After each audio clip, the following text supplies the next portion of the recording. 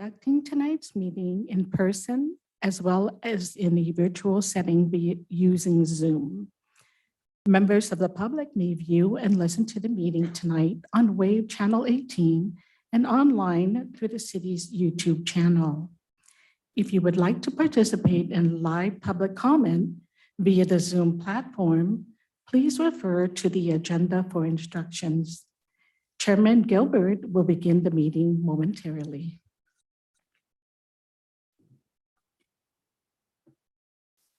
Good evening. I'd like to call to order the City of Lincoln Planning Commission regular meeting of June 21st, 2023. Can we have a roll call, please? Commissioner Johnson, Eric Johnson. Here. Commissioner Jerry Johnson. Here. Commissioner McKinney. Here. Commissioner Reedy. Here. Vice Chair Hutchinson. Here. Chairman Gilbert. Here. For notes, Commissioner Eklund is not present. I did not have any notification. Thank you. We have a quorum. Item number 3, Pledge of Allegiance. Commissioner Johnson is going to lead us in the pledge.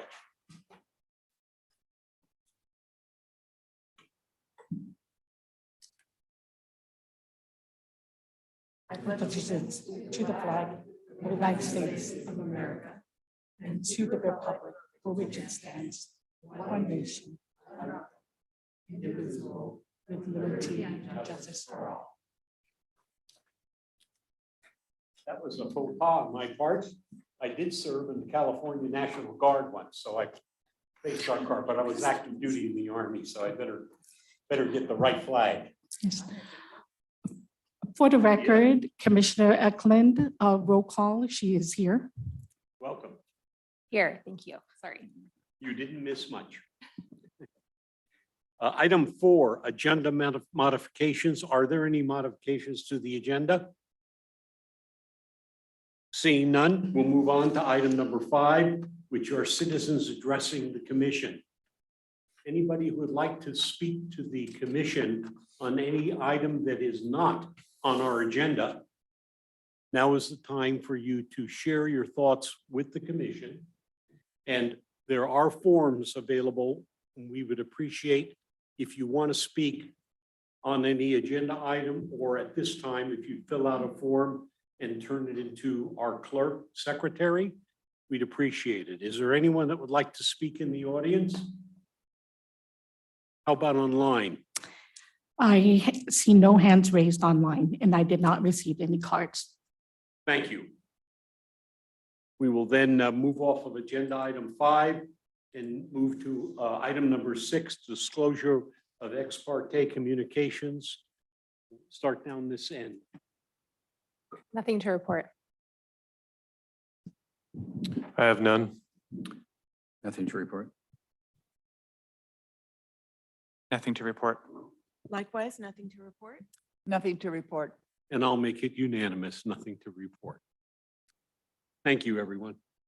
Item 7 is the consent agenda. We have 2 items, and they are the minutes of April 19th and the minutes of May 17th. Are there any corrections, additions by the commission or staff? Seeing none, Madam Attorney, can we take both of these together? Yes, it's consent. Look for a motion to take both consent items. So moved. I'll second. We have a motion and a second. Roll call, please. So I saw Jerry for a second, but I heard a female's voice saying second. Thank you. So for consent, You can just do it. I was going to say, yeah, can we do a voice? Yes, all in Okay. favor, please say aye. Aye. Opposed, abstentions, motion carries 7-0-0. Item 8, public hearing. I'm so used to going through the public hearings. Item 8A, Omakasa, por favor, CUP alcohol sales / PCN. We have a staff report.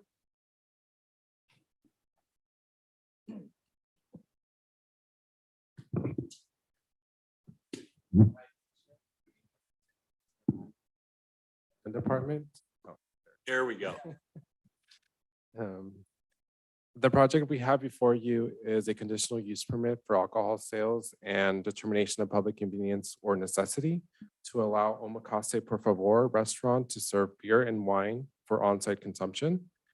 The project submitted by Jenna and Jason Pecha. Location, the project site is located at 640 12 Bridges Drive in Terracotta Village Commercial Center, which is part of the 12 Bridges specific plan. The property has a general plan land use designation of community commercial.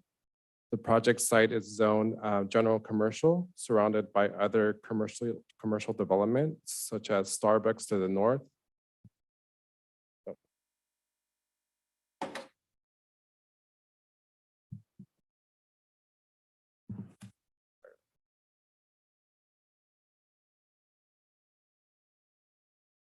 Modern technology. Wonderful when it works.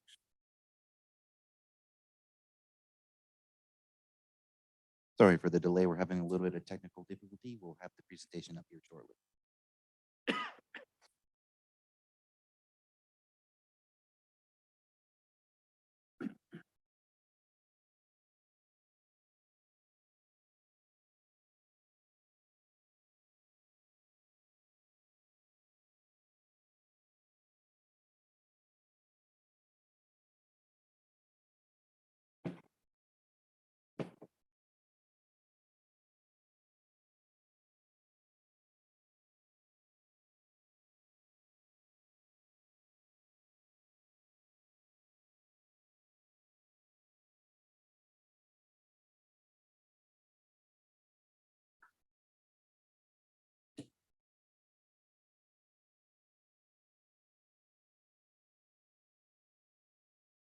For viewers on Zoom or on TV, we are having a little technical difficulties. We will start here momentarily.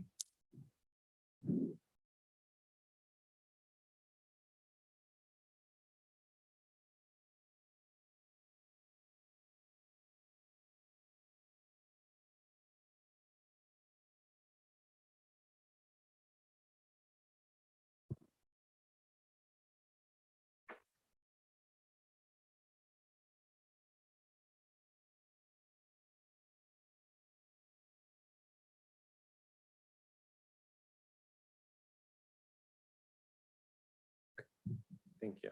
Success. Okay, so again, the property site is zoned general commercial. It's surrounded by other commercial developments such as Starbucks to the north, Walgreens to the east, Sutter Health to the south, and Leatherby's to the west. The main entrance to the restaurant is off of Colonnade Drive, which is located within the shared parking lot of the Terracotta Village Commercial Center. The general commercial zone allows for the restaurant use. However, the determination of public convenience or necessity requires the issuance of a conditional use permit.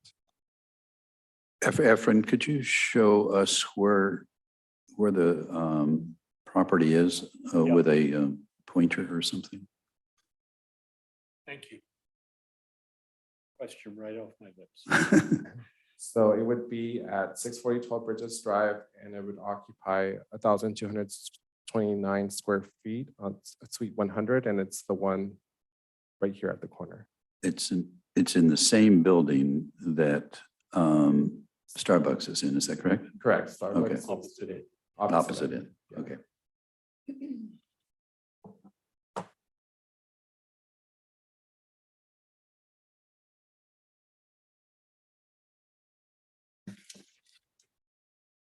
The restaurant will have a seating capacity of 27 seats. The applicant is proposing for alcohol consumption to occur within the indoor seating portion of the restaurant. The outdoor seating area in front of the restaurant is projected for to-go orders with no outdoor service. The restaurant will require a minimum of 8 parking spaces, which are already existing in the Terracotta Village Commercial Center. The proposed hours of operation are from 11 a.m. to 9 p.m. 7 days a week.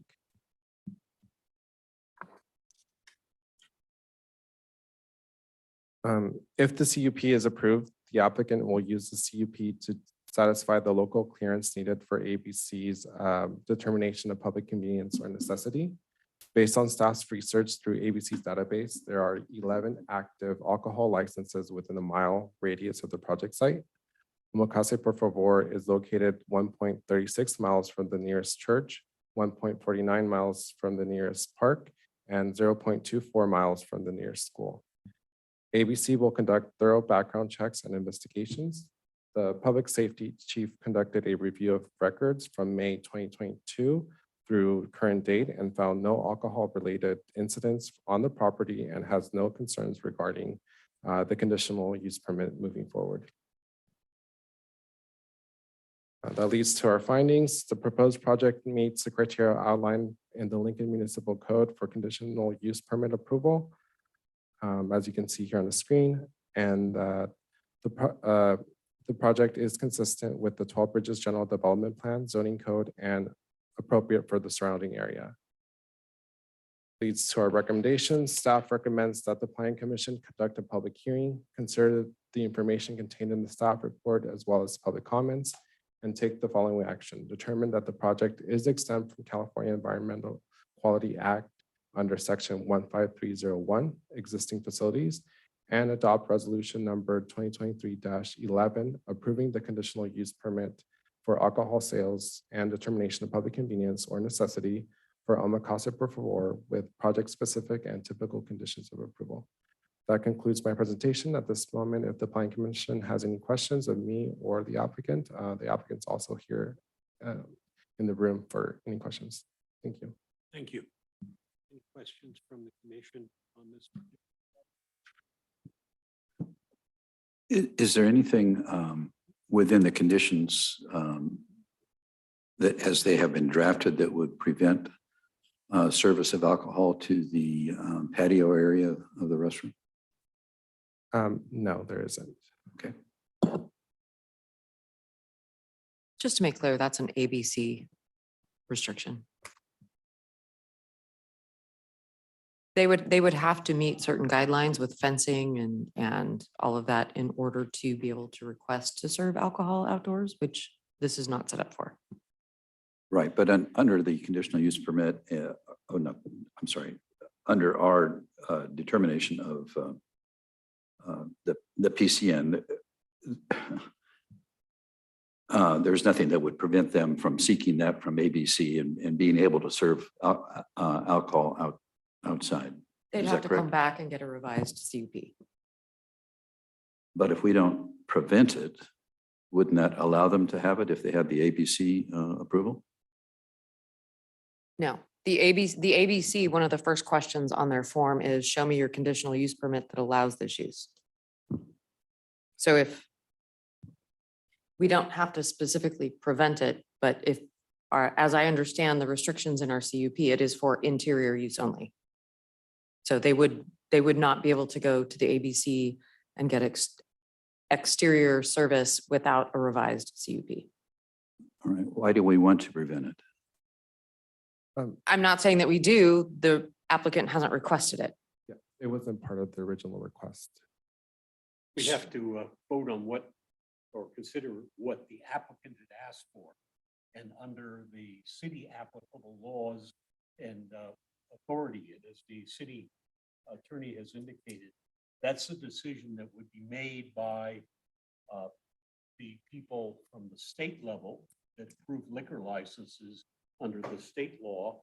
But when it goes up to them, if it doesn't ask for outside alcohol consumption, then it's not something that they consider. That's the way the law reads. All right, I think I would later maybe suggest that we look at that as a possibility, even if they haven't requested it. I think that's up to the applicant. They may have some very valid reasons why they don't want it, because there are a lot of restrictions that they put on a business that wants to serve alcohol outside their property. So it is our job tonight to approve or disapprove what's put before us. And you know, I would be reluctant to suggest to them that they do something because I'm sure they have already considered that and would have had it in their application if they thought it was a positive move on their business. But I'm going to ask them to speak. Okay. Any other questions? Okay, with that, I will open the public hearing. Is there anybody from the public that would like to speak on this item? I will call on the applicant separately. I don't see any hands raised on Zoom. I did not receive any cards. Is there anybody in the room who'd like to speak? I will invite the applicant, if you want to speak. Please, Hello. welcome. Hi, thank you. Hi. Okay, hello. Hi, I'm Chef Gina, Gina Pekka. I'm the owner of Omakase, por favor. Yes, I'm super excited to be a part of Lincoln, and I think that this is such a unique concept where we're going to be bringing coastal Mexican and Japanese fusion flavors, and also educate people and work with local fishermen to bring, you know, different things that actually haven't been brought to Placer County. So I'm really excited to do it, and I'm glad you brought up the outdoor, you know, alcohol consumption, because that is something we want to do in the future. Right now, it's my first restaurant, so funds are tight, so we just don't have the funds to get it done right the second, but it is, you know, in our in our ICs. Yeah, thank you. Great. Are there any questions of the applicant beyond what we've done so far? I might say to you that my wife and I did own restaurants, and so you're probably very smart to limit the scope of what you're doing initially, because boy, it's just, you can't believe what you have to do to get your restaurant open and running and hire the staff and the equipment. It's a major undertaking, but I must say, I don't know about my colleagues, I have never heard of a food service combining the two items that you have proposed, both things that I like to eat.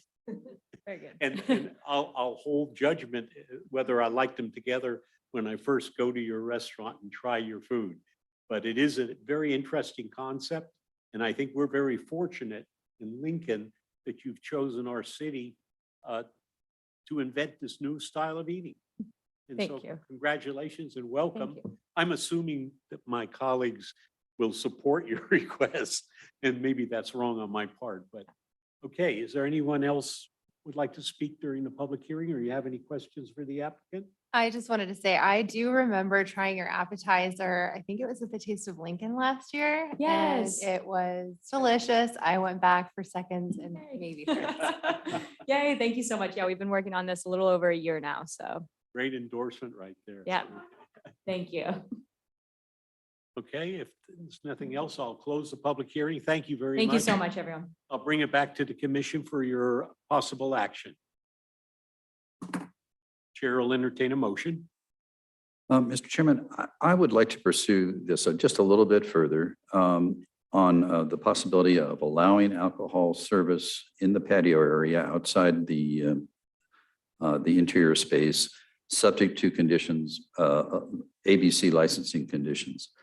And I would like to see that as a change, just to prevent the necessity of the applicant having to come back a further time and pay the fees involved in having that relatively minor change made when they go back to ABC. Are you familiar with the financial ramifications of what you're suggesting on the applicant? I don't know what the cost difference is between one condition or another of ABC. No.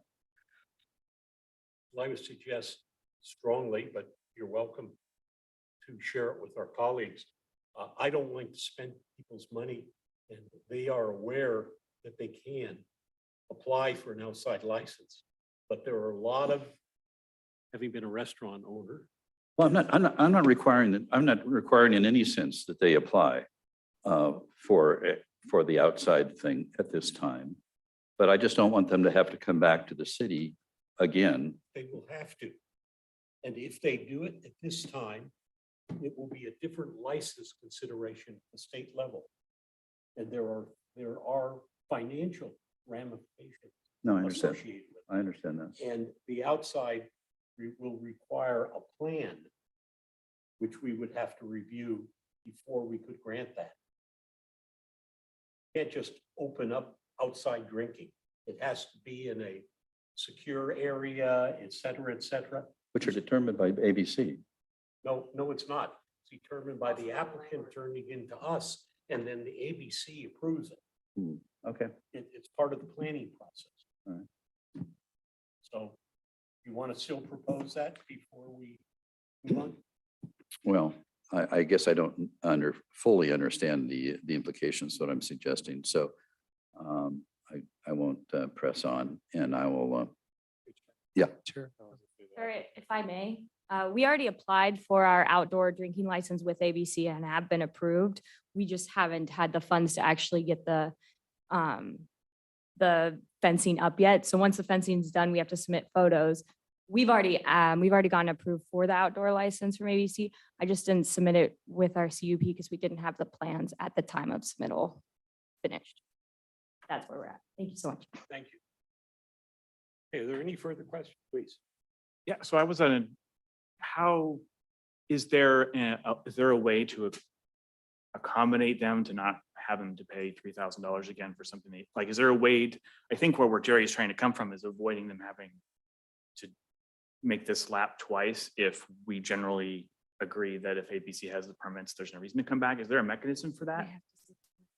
Yeah, I appreciate where Commissioner Johnson's coming from, and I agree. I think there's probably a condition that we could say that outdoor would be allowed per the regulations imposed by ABC and fencing requirements and so forth.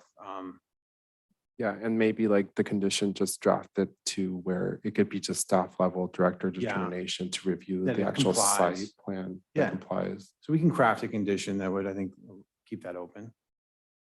Yeah. Yeah. Yeah. I do believe, having applied for and gotten this type of license before, I do believe that you need an actual floor plan or design plan when you submit it. And we would need it now.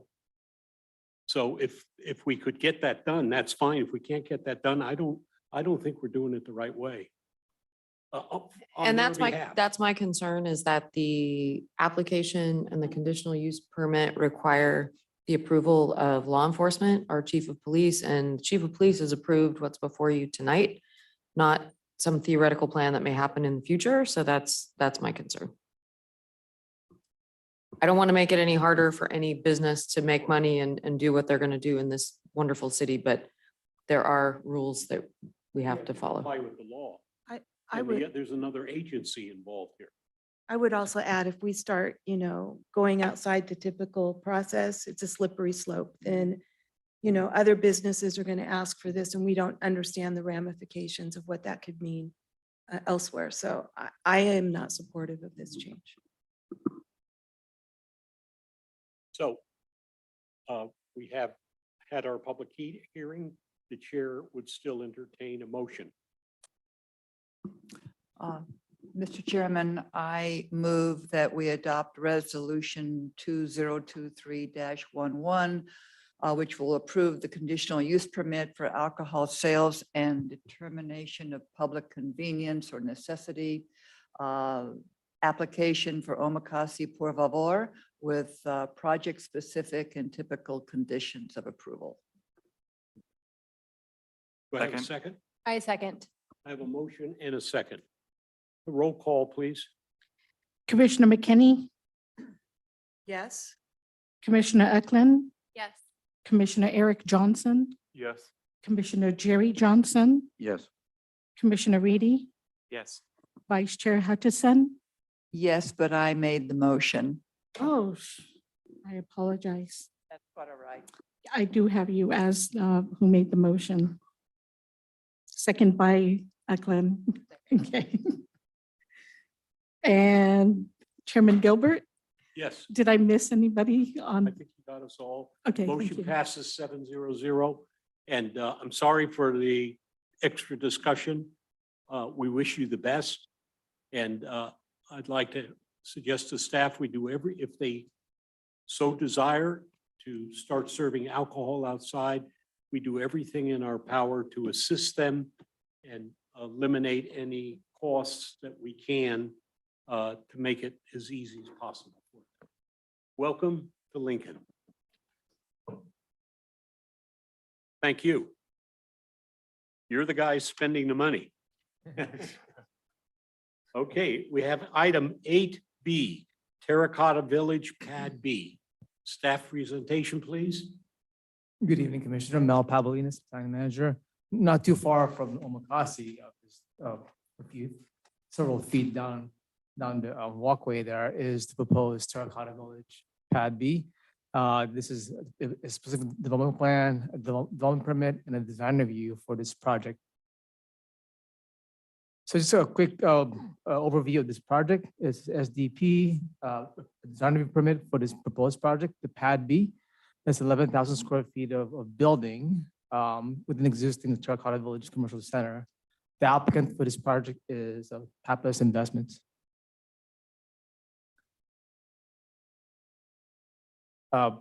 Similar slide.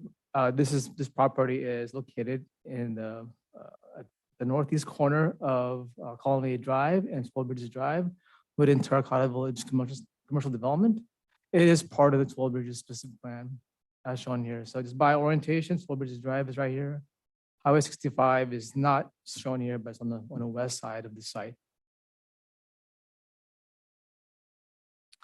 Zooming in further, detailed map is the again, the center right here. In red is the 5-acre Terracotta Village Center.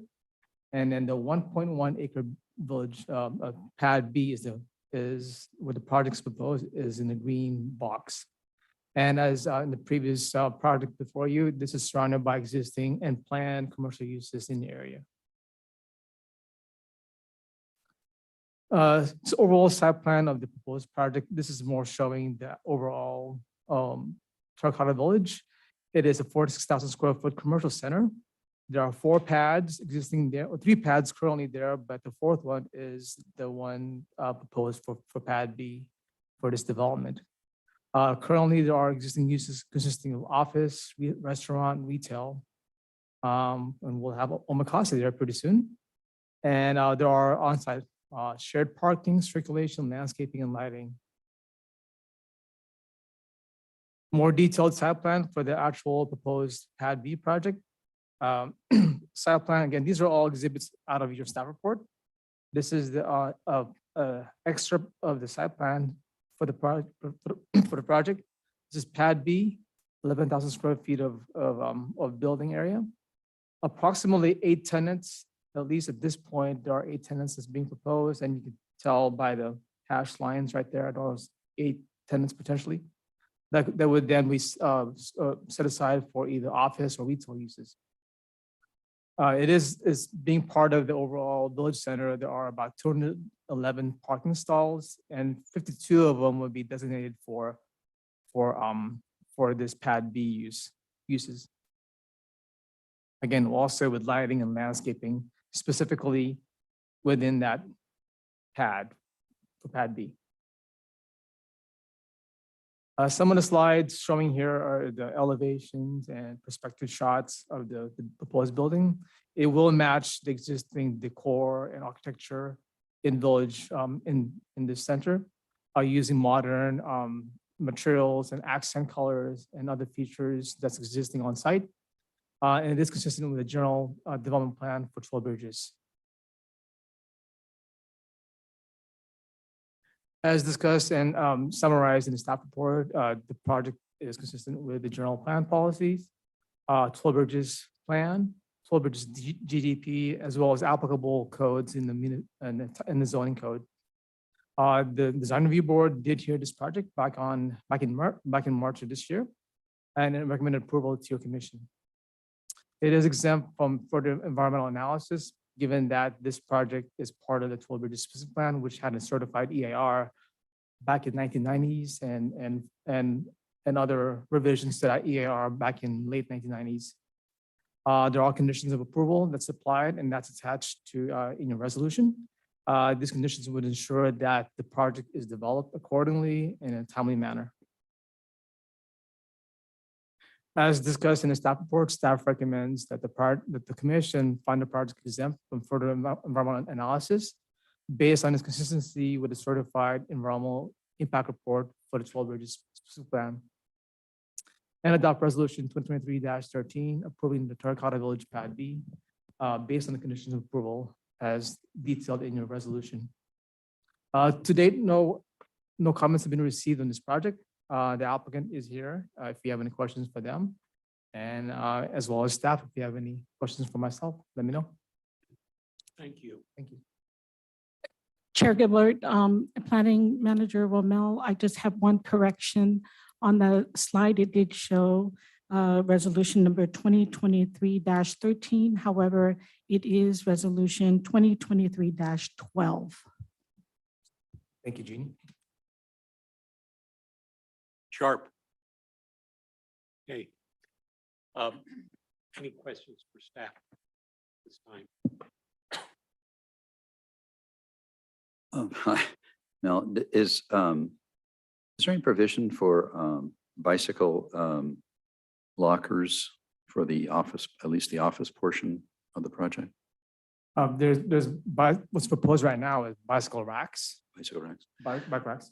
What I saw on the diagram, I did not see it on the slides that you put up tonight, was a picture of a bike rack, which was like a rounded M.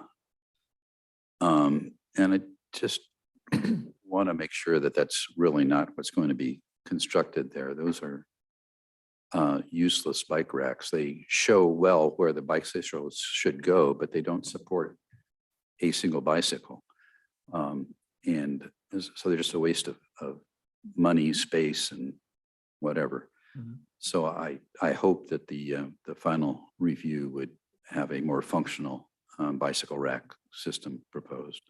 I have spoken to the applicant representative yesterday about this. The building code is triggered, meaning that it would require the specific amount of, and of course, according to the codes as far as the bicycle racks, but there are existing racks already there. And so of course, the negative part of that is that if we were to install a different type or design, it might be deviating from what's currently out there. I did open up this discussion with the applicant, and then in case they have any other designs that could accommodate your concerns, as well as meeting the codes, the building codes, I'll let them speak to that. But they will be required on site as shown in this site plan.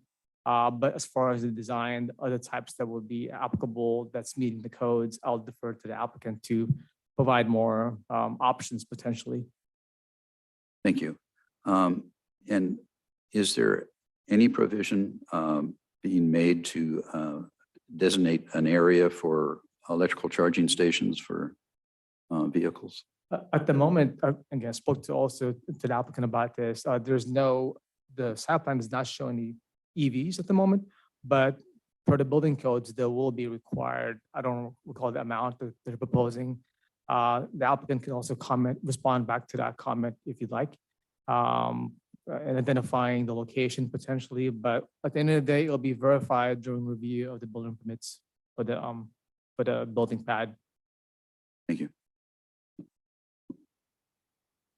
Any other commission questions at this time? Just to follow up to that, the parking lot in between B and C shows new charging stations. Are those there?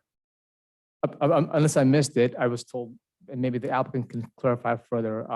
What I had known was that there's no stations shown at the moment, but unless I'm missing something, at least in my review of it, I could be wrong. But at the end of the day, at building permit, any plan submitted will be required to have charging stations.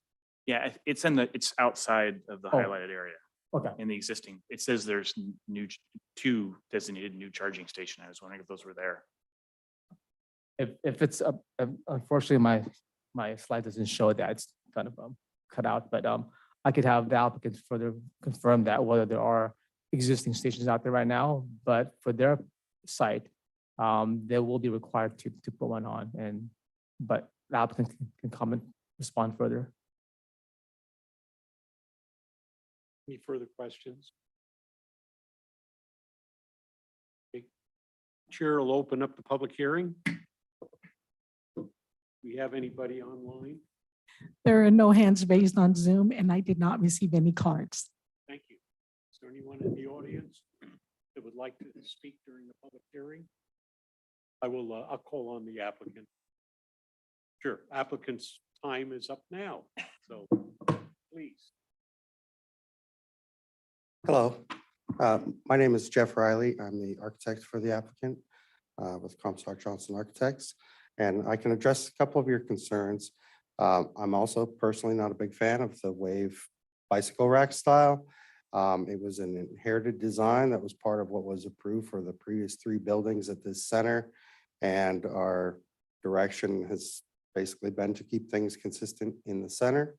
At your direction, I don't have any problem finding a much more functional and probably a little better looking bike rack. As Mel pointed out, it would just be a deviation from what's out there at the other buildings. Also, there will be bike lockers. The bike lockers were not presented as part of the plan, nor were the charging stations, which will also be required as part of the newest green code. We have a total of 3 charging stations going in on the west side of the building. And we have a total of 8 being planned for as far as the infrastructure of the building. So we have a total of 8 required by the Green Building Code for the 52 stalls. 3 of those will be installed now, or I should say at least 3. There's discussion with the owners about how many will go in beyond that 3 immediately. And to answer the other question, yes, the other chargers are what were required for the previously developed buildings. So they don't count for any of the required charging stalls that we have for this building. Questions for the applicant? Seeing none, thank you very much. All right. And say hello to the Pappas family for me. I will, thank you. Thank them for coming to Lincoln and buying property a few years ago. It's everything they've done has been very positive for our community. I'll pass that on. Thank you. Thank you. With that, I think we should close the public hearing, or do you have something you wanted in the hearing? Just wanted to kind of follow up what Jeff said about the bike racks, just to maybe allay your concerns that the different alternative would be considered. I'll coordinate with Jeff on that further. I don't think it needs to be a condition necessarily to the project because it's a building code requirement, and it's just that whether the landlord may have some say on this as well, because there is the risk of inconsistency with regards to the design. But I will work with Jeff to explore further options for a functional and better looking bike racks. So, but as far as conditioning it, I don't think it needs to be done. Thanks, Mel. I just make the point that I don't think consistency of design is as important as functionality when it comes to something like this. So, and thank you for being willing to work on that. Welcome. Thank you. Nothing further. Close the public hearing and I'll bring it back to the commission for any proposed action. Mr. Chairman, I'll move to find that this project is not subject to the Environmental Quality Act, and ask that we approve Resolution 2023-12, recommending City Council. I'm skipping in the wrong place. Sorry. Approve the specific I'm sorry. development. Approving the specific plan and development permit design review application for the construction of an 11,600 square foot commercial building subject to the findings and conditions of approval as shown in Exhibit A. Second. I have a motion and a second. Roll call, please. Commissioner Jerry Johnson, Yes. Commissioner McKinney, Yes. Commissioner Eklund, Yes. Commissioner Eric Johnson, Yes. Commissioner Reedy, Yes. Vice Chair Hutchinson, Yes. Chairman Gilbert. Yes. Motion passes 7-0-0. Thank you very much for your assistance and good luck in the project. We love to see development. Okay, we'll move on, excuse me. We'll move on to item 8C, drive-through facilities in downtown. A public hearing to consider the prohibition of drive-through facilities in downtown Lincoln. And we'll now get a staff report. This is an item that we briefly talked about in the past. And so we'll look for staff's report. Good evening again, Efren Sanchez. The project we have before you the item we have before you is a public hearing to consider prohibiting drive-through facilities in downtown Lincoln.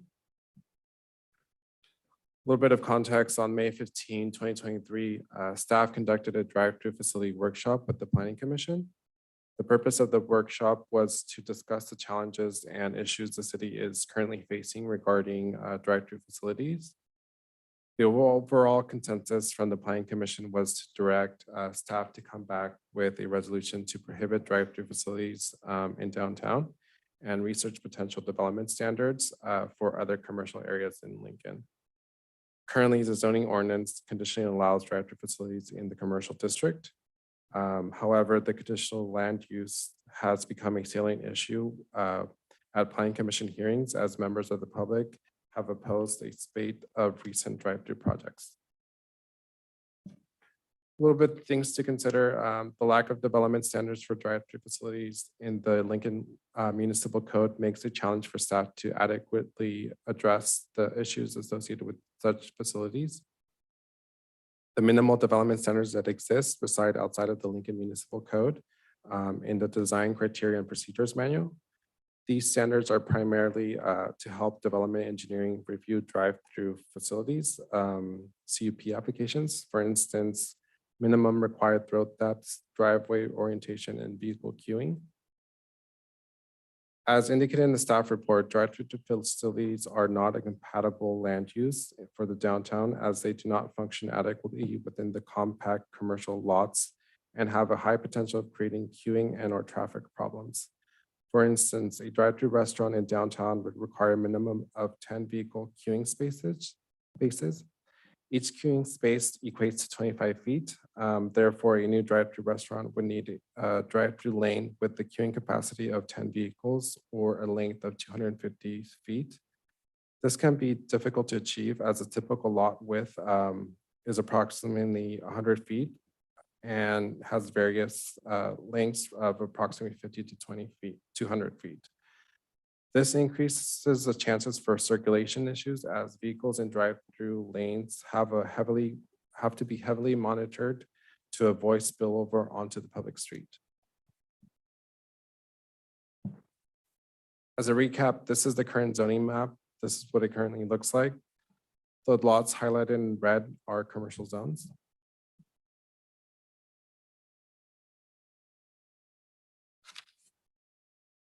Drive-through facilities are in no way supported by the downtown urban design plan as they are antithetical to the vision of the pedestrian activated downtown Lincoln.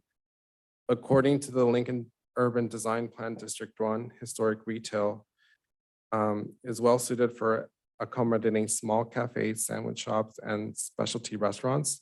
It is not well suited to handle the demand of large highway-oriented restaurants or fast food franchise outlets. And this is directly from the Downtown Urban Design Plan, page 135. The Downtown Urban Design Plan goes on to describe the existing conditions of District 2. The quality of the built environment varies greatly throughout District 2. Many buildings are in poor condition and or underutilized. A number of auto repair related businesses are distributed along the length of Highway 65. Most of those facilities are visual eyesores. In general, the buildings and uses along Highway 65 appear unrelated, lack any sort of unified architectural theme, and present a negative image of Lincoln from the highway. Just a little caveat, at the time of this document in 1992, it identified Highway 65, but since then in 2012, that that Highway 65 was redirected through a bypass, which is like where its current location is. District 2 is strictly an auto-oriented area. Walking there is not only unpleasant, but it can be dangerous as well. New commercial development should do a better job of balancing pedestrian and automotive circulation. Again, that's from the Downtown Lincoln Urban Design Plan, page 139. Based on the information previously discussed, it seems that audio-oriented businesses such as drive-through facilities, restaurants, no longer serve a purpose for downtown Lincoln. Therefore, prohibiting this type of use is a next logical step towards helping implement the vision for downtown Lincoln. The Planning Commission is required to hold a public hearing for any proposed amendments of Title 18 zoning and make a recommendation to City Council for any proposed changes to the zoning code in accordance with Chapter 18.92 amendments. The actual amendment to Title 18 looks like what is listed on the screen as the underlying text that you see.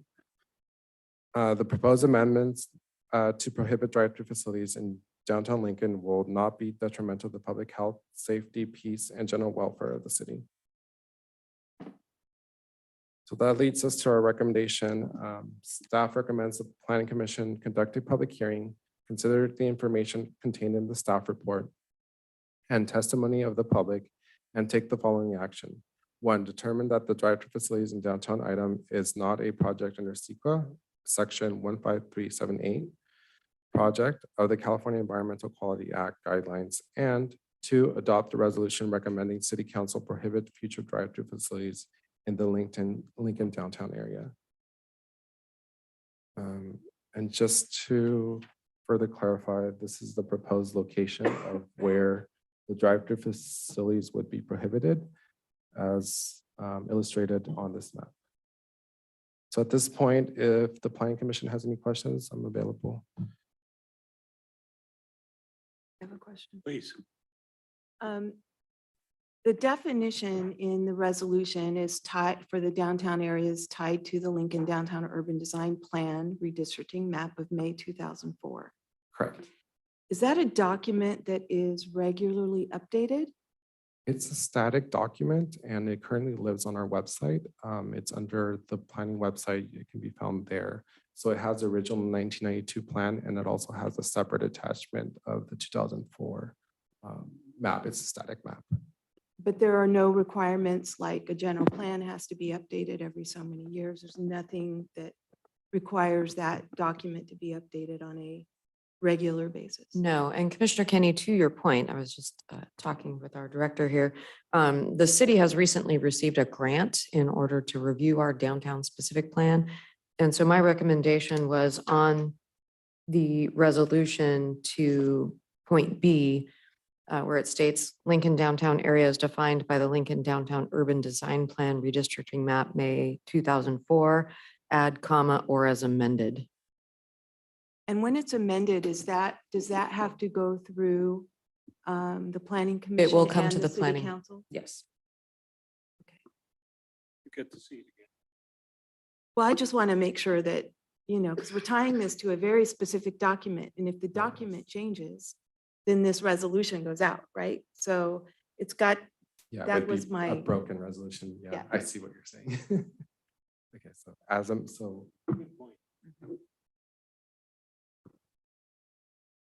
or as amended, okay.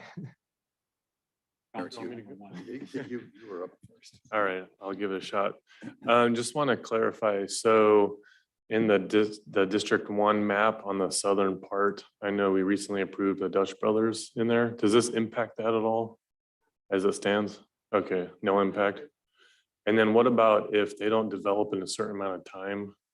Would they have to, I guess they have to come back and get a new approval, but then if it's banned at that point, then Correct. If their entitlements expire, their entitlements have expired. thanks. Is this part of a process where you're also going to develop some design guidelines for drive-throughs outside of the central business district? Yes, that's part of as we discussed in the workshop, that's something that we want to come up with. But at the moment, trying to like get this on to like prohibit it, there wasn't enough time span to like get the development centers up and running. So that's another part that will have to come back at a later point with development centers.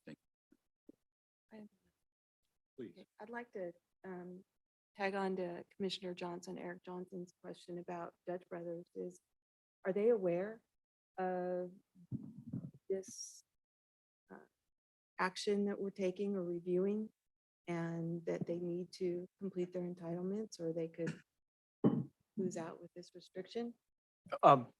No, probably, they're not aware at the moment. I mean, this is kind of happening just now. I am in contact with the applicant for Dutch Brothers. They've submitted for plans actually, so they're in the process of at least getting the plans approved through the process. But I will let them know what's happening, and so that way to their advantage to get going with our project. But I will let them know about this separate action that we're trying to take here. They have one of their final entitlement that is coming before council on July 25th. So there, at that point, there will be nothing stopping them really from pulling permits. And then my second question has to do with businesses that have an existing drive-through. So, you know, we have several in this area that do restaurants and car washes, and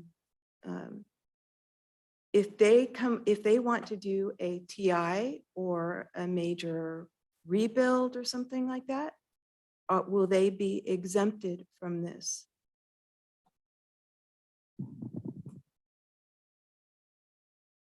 Will they be allowed to rebuild? They're with a an drive-through? existing use, so they are like non-conforming, existing non-conforming as of when this law gets or regulation gets passed, but I see no reason why they can't continue to improve their business.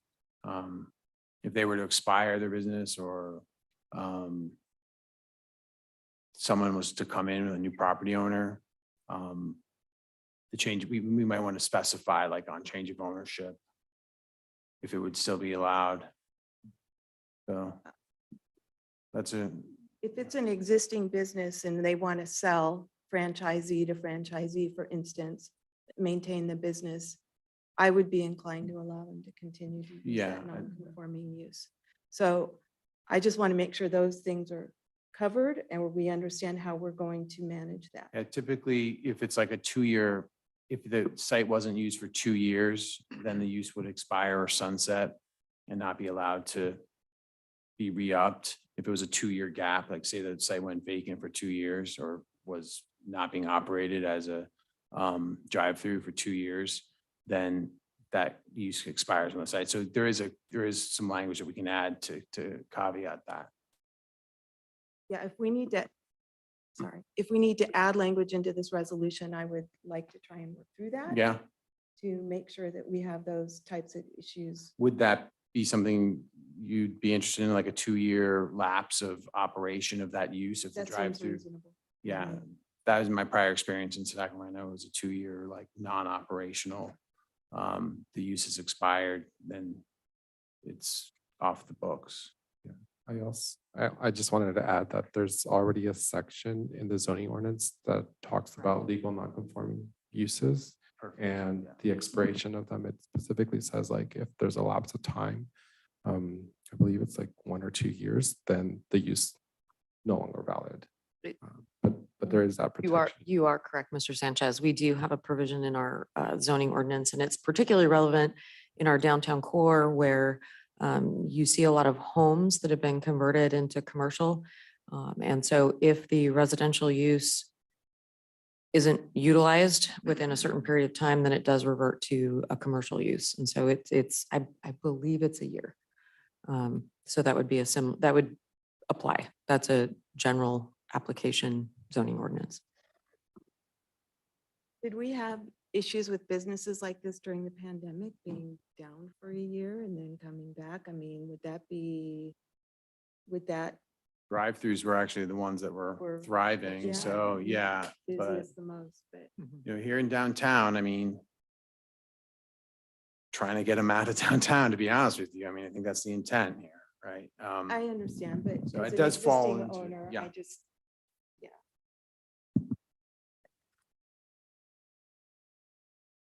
Else? No, those were my Any- questions. Anyone else? I have. Oh, go ahead. Go ahead. No, I'll go last. Yeah, you kind of touched on it, but I was just wondering if you could, for clarity of the public, if I have a drive-through now, under what conditions? If it was passed with the as amended to be or whatever, but nothing else, what happens to someone who has a drive-through? Under what conditions would that drive-through no longer be non-conforming and have to be essentially removed?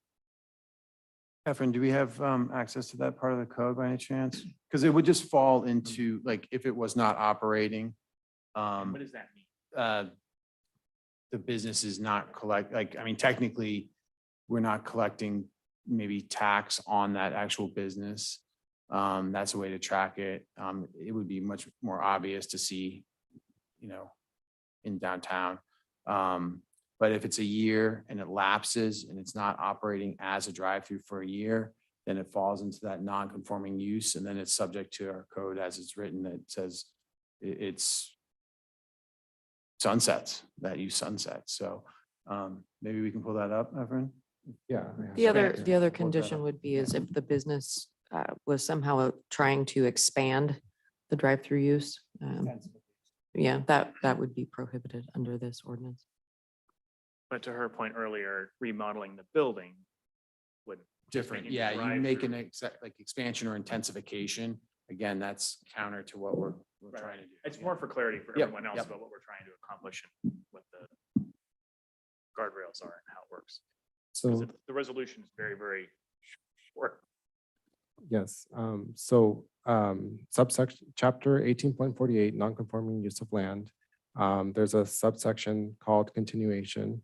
And it says, except as provided in this chapter, the non-conforming use of land may be continued, provided that one, such use shall not be expanded or extended in any way, either at the same adjoining land. Such use shall not be changed except to use which conforms to the regulations of the district in which such land is located. If such use is discontinued for a period of 12 months or more, whether or not there was the intent to abandon such use, except upon court order, such use shall not thereafter be reestablished. That kind of like talks about the non-conforming use of land. Do we have to allow it? I'm just weighing the benefits and the cons. Do we have to allow them to have the opportunity to then sell it to another drive-through, or is that optional? I guess to answer that question, the continuation, as long as it's not a discontinued use for more than 12 months, then they can continue to operate that legal non-conforming use.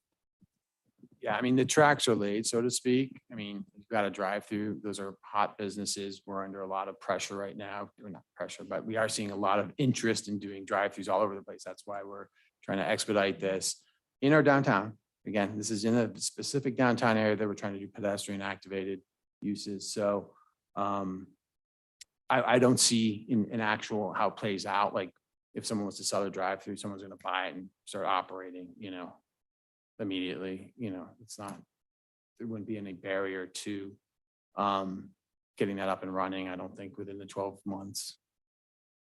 Yeah, I guess let me rephrase. Yeah. Are we able to not allow that? Like if they want to sell the business, then it cannot then continue to be a drive-through Hmm, with this new ordinance?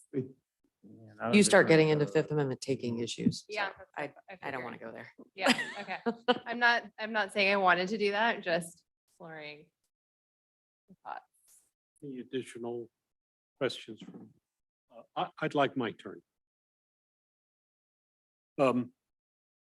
I experienced when I was the mayor of another community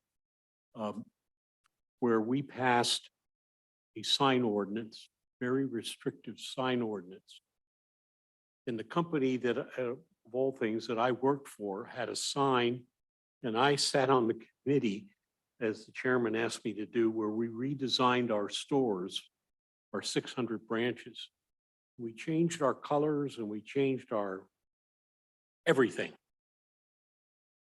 And the city would not allow us to put our new sign up because it didn't conform, even though it was in the same box. It didn't conform with the city's new restrictions. So for 14 years, we sat with the only brown sign of some 650 offices throughout California, and everybody else had gone to a red and black sign, which was our corporate colors.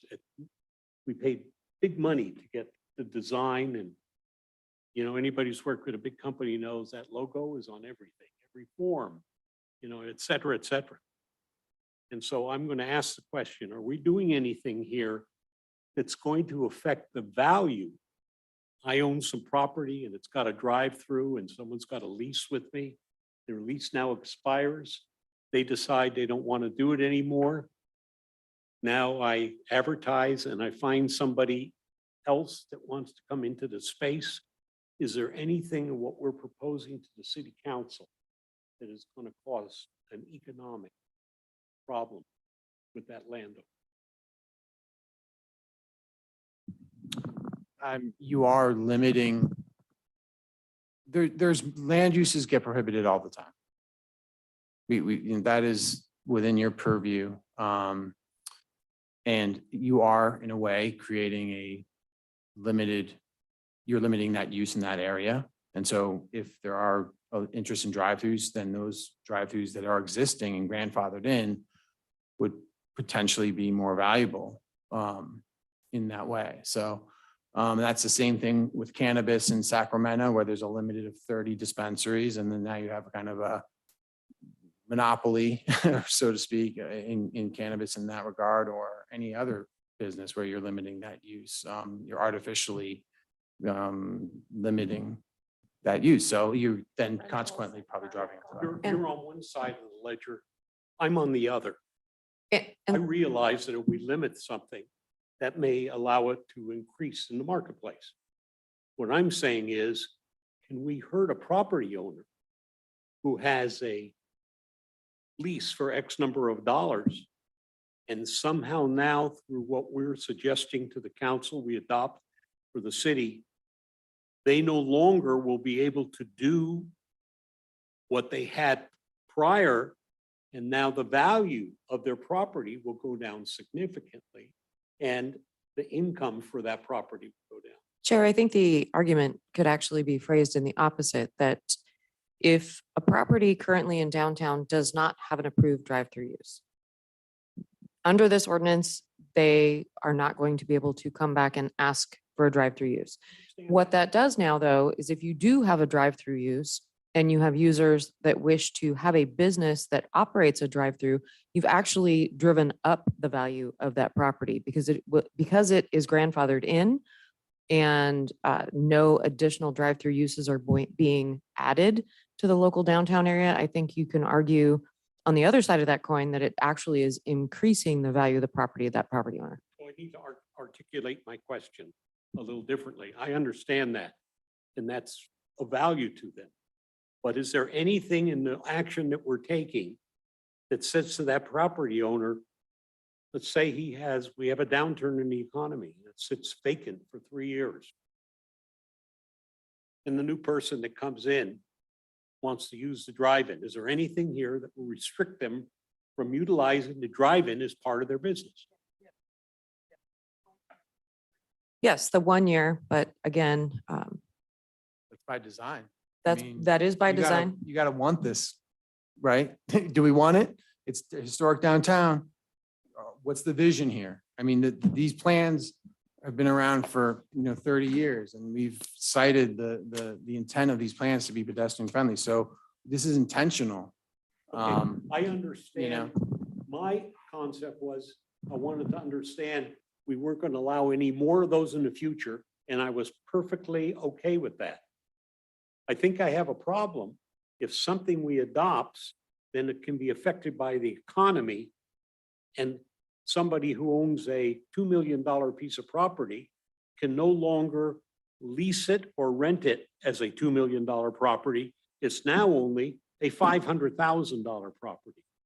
And I don't know that I personally want to be a party to putting that on, because they can't control the economy.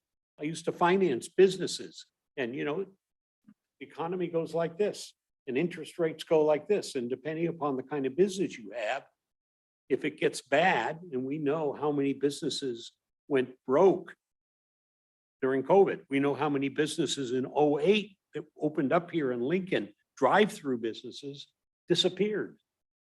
I could name 10 of them for you just here in Lincoln. And to say that the value of that property, 75%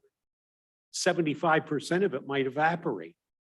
I think just some perspective, I don't see, there's not too many existing drive-throughs yet in the downtown. So there's that. That makes them, the value go like this because Right, there's not so- going to be any more. And is a drive-through subject, do the fast food chains go bankrupt during downturns? Not, they don't, it's the mom and pops. Anyway, No, I'm no, no. speculating, we're No, speculating here. I'm sorry, I Yeah. beg your pardon. In Um, '08, we lost 8 national organizations that had opened up a restaurant in Lincoln and they're gone now. They haven't come back. So that is, up to you in the sense of, is that the kind of business you want to preserve in our downtown? I And that's understand. what the real question is the land use here something that you want to see in the downtown? I see. So what our understanding was that that was not the type of business you wanted to see in that, And- to and- promote like. kind of I the understand policies the of that. intent. I There's think all, it's important that we all understand what this action, the consequences of this action that we will send up to the council and they approve it. Because, economic conditions right now are one thing.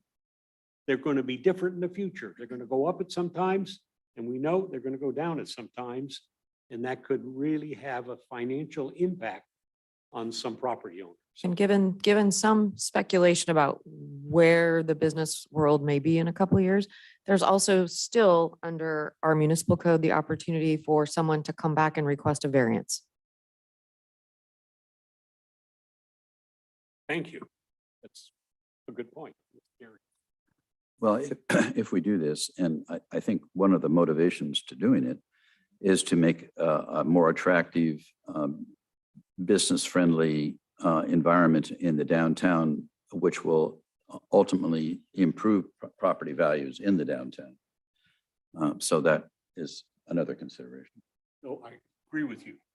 I see a lot of positives, but financing people, I can tell you the difference between a site with a drive-in, a drive-through, and a similar site without a drive-through can affect the volume of business that you do. And I'm taking a national company now called Starbucks. It doubles when they have a drive-through. I'm not saying every business does that kind of a model, but just think about what that does to the value of the property. They're going to close the one we have in a shopping center right now because their business is so improved when they do drive-throughs that they're going to move that one. They're going to open up another one in Lincoln and close that one when the lease is over. That's a big decision to make by a business, and they're doing it because it doesn't have the drive-in. And that message, I think we can all hear, it really affects the economics of the business. So I just want us to be aware of what we're doing, because it may be your neighbor who comes to you and says, look what you did to me. I was ready to retire, and now the value of my business has dropped by because of an economic downturn. So I've said enough. I have one other question, and that pertains to notice to property owners that have a drive-through. And is there any, when we adopt a resolution like that, is there any noticing going to the downtown business community? So Yeah, I don't think there is anything, but we can certainly notice the 2 businesses that are currently drive-throughs there. I think it's a car wash and, well, Dutch Brothers will definitely let them know. right. Uh, And What was the other one? I think I'm including Dutch Brothers in that.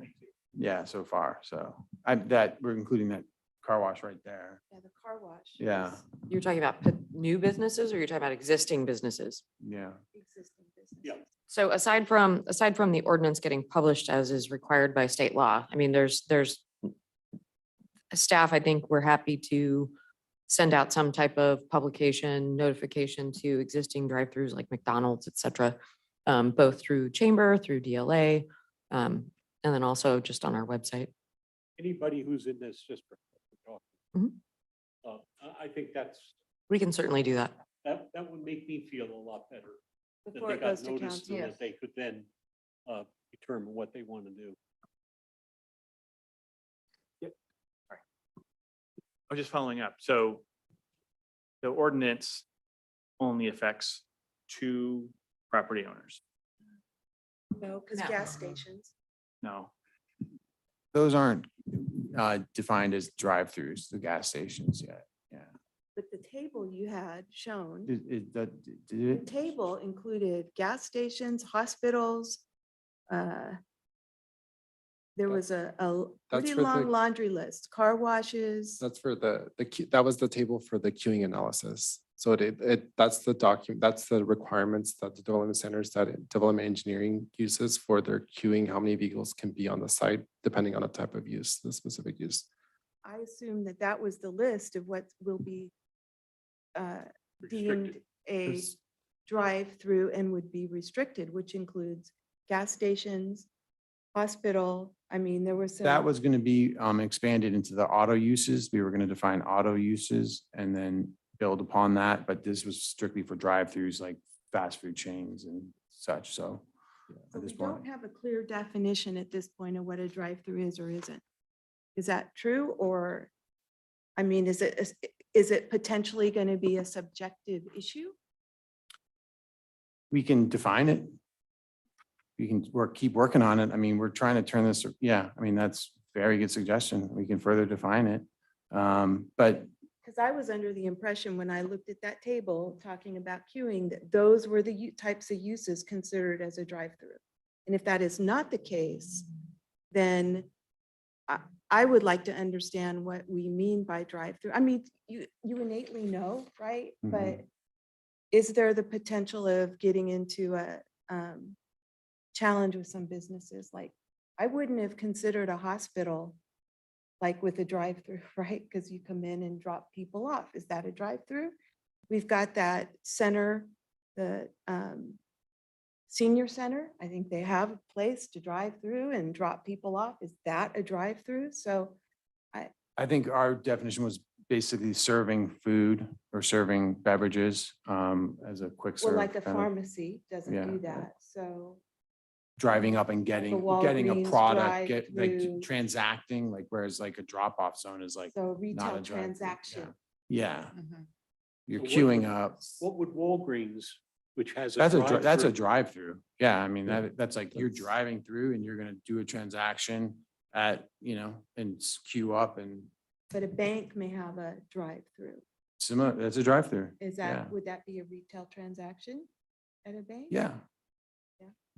So what I'm hearing from the commission, this proposed resolution came forward in pretty quick order based on what staff believe their direction was. It sounds like we received a lot more, a lot of additional direction this evening. And perhaps the appropriate action tonight is to table this and let staff go back and come back to you with more specific definitions as to what constitutes I a would like drive-through. that. I think what all the questions are saying, we want to be careful that we don't harm some business in the community by taking an action today. It comes back and bites them sometime in the future. And the other thing is, I'd like to make sure that the kinds of comments made by my colleagues that our city council is aware of all of that, that you as staff have addressed all of those issues so that they don't say, well, gee, what do you mean the planning commission brought that question up and then we went ahead and approved it? If we had known what their question was, we may not have approved that kind of thing. Can I, want that. sorry, just Efren, though, in our code, we currently require drive-throughs with a CUP. And so that is, what do we have and what does the codes further say that a drive-through is as required for a CUP right now? Essentially, we were going to take the ones that were requiring a CUP and prohibit those that require a CUP in the downtown area as they're currently defined. But there might be not as good definition on the books for those, even as it is written now. I just want to understand that linkage, right? And if there's a linkage there, that's fine. You know, we can potentially take action tonight. I just Yeah, want to make let's sure look that at it's it though, not because going to put staff in a position of an argumentative position with a Right. business or Right. applicant. And that's one of the things. So like the actual change, if you look at my slide here, slide, so in this subsection 1822.030 conditional uses, it just says that the use type 26, all uses with an automobile drive-through. So the whole change was just to put this note not allowed in the Lincoln downtown area. So our zoning ordinance doesn't have a definition section that includes this is the drive-through definition of drive-throughs. I think to Chairman Gilbert's point earlier, that makes a big difference about whether you're talking about 2 property owners or dozens. Potentially, right? What the definition of drive-through is and who's making that definition. I feel like if you're gonna have this central hard stop, probably need to be very clear about what our intent is, such that it's not subjective, like, well, whether it counts or not is part of this. And how many property owners would potentially be impacted by what you referred to earlier. So, I know think that that's makes an sense and it's on-the-fly good fix. direction. I think staff was probably looking at the way the ordinance is existing and then, overlaying that, the downtown design plan, which probably has its own definitions, but those aren't adopted by ordinance. And so with that direction, I think we can come back with a much clearer product for you, as well as running it through the DLA and chamber for their members' comments before we return to you. One other comment that I would like to make, and that is, we do have a there'll be a new village built to 65 turns, where there will be a great opportunity for drive-through businesses. And when we first started discussing that on the city council 7, 8 years ago, we wanted to encourage drive-through businesses, automotive type businesses, people that like visibility, to be off of 65 so they have that visibility, because business goes up like that. And the hope and desire is that they will start to move out of downtown and relocate out there because it's their financial advantage to be there. And so when that village is developed, that opportunity will be there. And that makes me feel a little more comfortable with, kind of closing down downtown to those kind of businesses, because we're giving them a better place to have that kind of business. And I'm sure, based on the economics of having financed tire companies and automotive repair, they would rather be out there than be downtown. They've got proper parking, they've got room, all the good things that make their business more successful. Okay. Any other comments or questions for staff before we take action? This is technically a public hearing, so you should. Did we open it up for the public hearing? No, not Yeah, yet. Nope. so we need to do that formally. Open the public hearing. We have anybody online? There were no hands raised on Zoom and I did not receive any cards. Thank you. And nobody in the audience neglected to fill out a card, wants to speak? Okay, I'll bring it back to the planning commission for your proposed action. So at this point, if there is no motion, then the proposed resolution fails, but with the direction of the commission, we can bring it back to you at a later date with some revisions. Can I consider that the public hearing is closed at this time? Now Thank it you. is. Okay. Moving right along, we finished all of our public hearings. And so we move to item number 9, general business.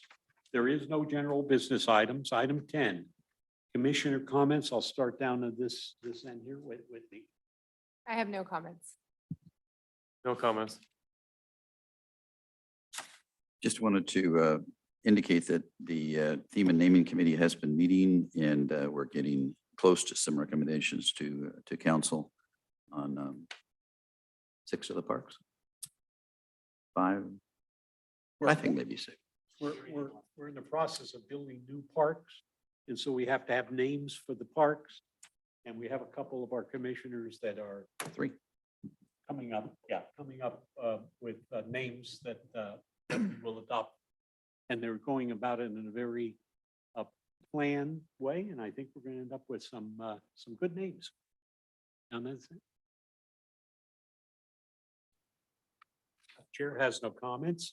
We'll go to information items from staff. Anything from the staff? I have an announcement that the DRB June 28th meeting has been canceled. So there will be no meeting next week.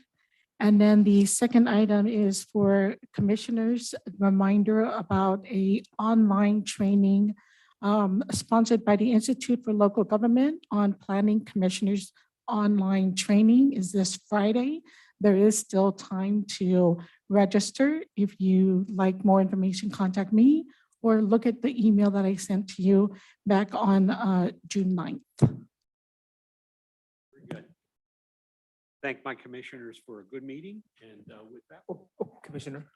Oh, you. Yeah, I'm sorry. it's okay. 2 items. First one is I want to just update you that the La Quinta parcel map was heard by the city council last Tuesday, and it was based on your recommendation for approval. That was approved by the city council 7-0. So I just want to let you know that. And I think Evan has one as well. Oh, 5-0. So I just wanted to give a quick update on our downtown Lincoln project. So over the past year, we've been working with Cascadia Partners, one of our consultants, to look at our zoning ordinance code audit, look at the land use regulations in downtown Lincoln. And the goal of the assessment is to recommend changes to implement an increased housing development and opportunities in downtown area. And so with that, that's one of the reasons why we're planning on having a joint meeting with the city council. So it'll be planning commission and city council on August 1st. And so on June 14th, we did some stakeholder meetings, which we invited the Downtown Lincoln Association and the Downtown Lincoln Chamber of Commerce. And we were able to, give a presentation with our consultants about the project and just give them their general input. So I just want to give you guys that input that, that meeting is coming for the planning commission on August 1st. Oh, and there is a project website online as well on our website on Lincoln Downtown project. Thank you. With that, we'll adjourn the meeting.